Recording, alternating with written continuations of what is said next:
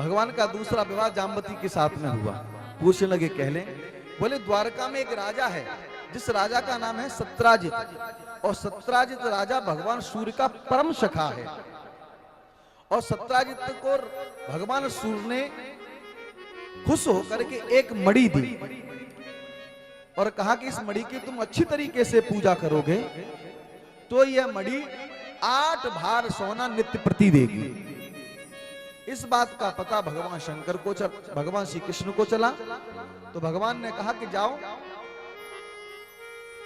सत्राजित राजा से कहो कि वो मणि हमें दे दे, क्योंकि हम राज्य को चलाते हैं, तो ये धन आएगा हमारे पास में तो राज्य को और अच्छी तरीके से चलाएंगे। इसने मना कर दिया कि मैं नहीं दूंगा। भगवान ने कहा कि नहीं दे रहा, उसकी चीज दे दे, अच्छी बात है, ना दे तो और अच्छी बात है। इसने मना कर दिया, इसने नहीं दी। एक दिन हुआ क्या कि सत्राजित का जो छोटा भाई था जिसका नाम था प्रसेन, वो एक दिन मणि को अपने कंठ में डाल करके तमे कदम मणिम कंठे प्रतिमुंचम महाप्रभम प्रसेनो है मारुहा मृगयाव्यचरद वने, कंठ में डाल करके घोड़े पर सवार होकर के ओ वन में शिकार करने के लिए गया। बोल वृंदावन भाई लाल की जय हो। आज किसी का मन नहीं लग रहा कथा में, बोलो राधे राधे।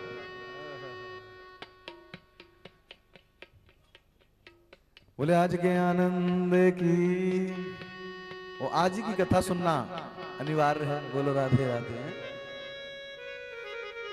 प्रसेन जी महाराज कंठ में मणि को डाल करके चले घोड़े पर सवार होकर के शिकार करने के लिए, लेकिन शिकार तो हो नहीं पाए, खुद शिकार बन गए। प्रसेन सहे संहत्वा मणिमक्षुद केसरी गिरी विसंजम बतानी है तो मणिमिक्षिता। जो जा रहे थे तो वहां पर एक सिंह मिला। सिंह ने जब इनके गले में दमकती हुई मणि को देखा तो इनके ऊपर हमला बोल दिया, आक्रमण किया। ये केसरी सिंह को मार नहीं पाए, सिंह ने इनको मार दिया। वो मणि ले ली, वो मणि अपने पास रखी। जब ये केसरी लेकर के गया तो आगे जामन जी मिल गए। जामनी ने कहा कि सिंह के पास मणि कहां से, मणि तो बहुत अच्छी है।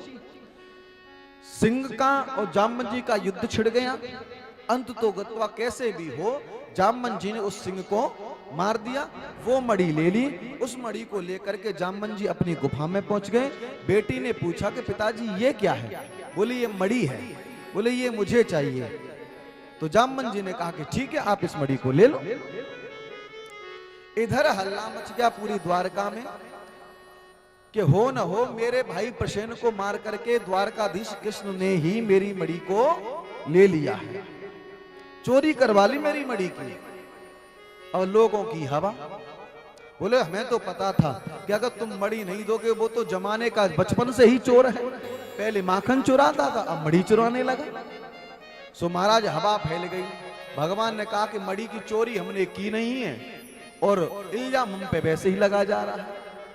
सो भगवान सेना को लेकर के प्रसेन को ढूंढने के लिए निकले। प्रसेन के घोड़े के पद चिन्हों को देखते देखते भगवान पहुंचे।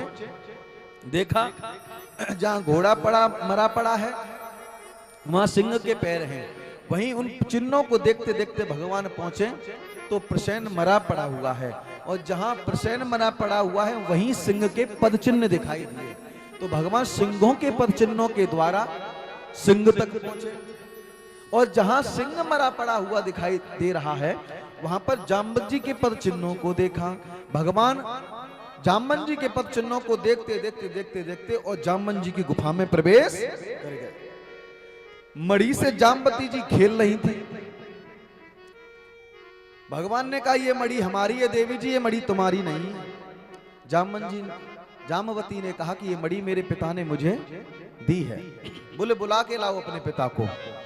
जामन जी आ गए और कहा कि ये मणि मैंने सिंह से प्राप्त करी है, युद्ध में जीती है, और अगर तुम इस मणि को लेना चाहते हो तो मुझसे युद्ध करो, इस मणि को ले जाओ। भगवान ने कहा युद्ध तो करना पड़ेगा, बगैर चोरी के कलंक लग गया है हम।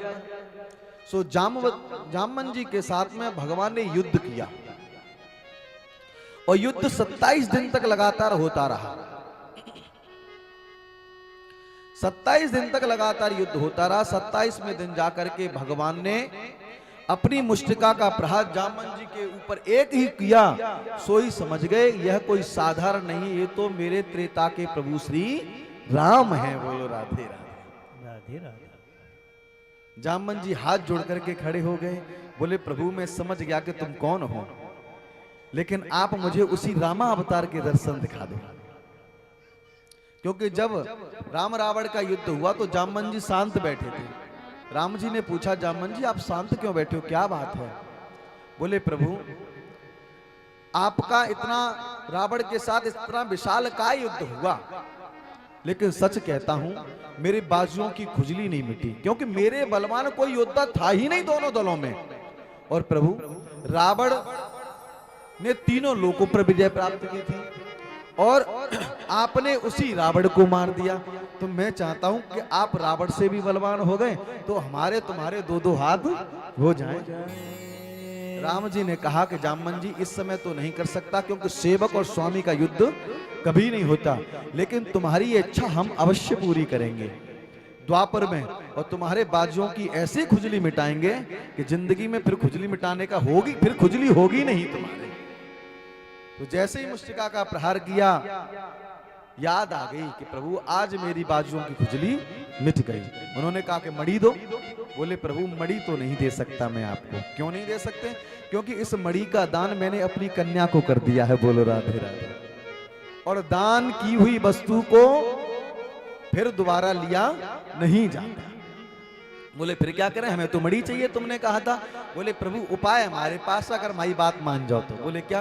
बोले आप मेरी पुत्री के साथ में विवाह कर लो और दहेज के रूप में आप इस मणि को ही ले जाना। भगवान ने कहा ये बात ठीक है। तो भगवान ने जामवती के साथ में विवाह कर लिया।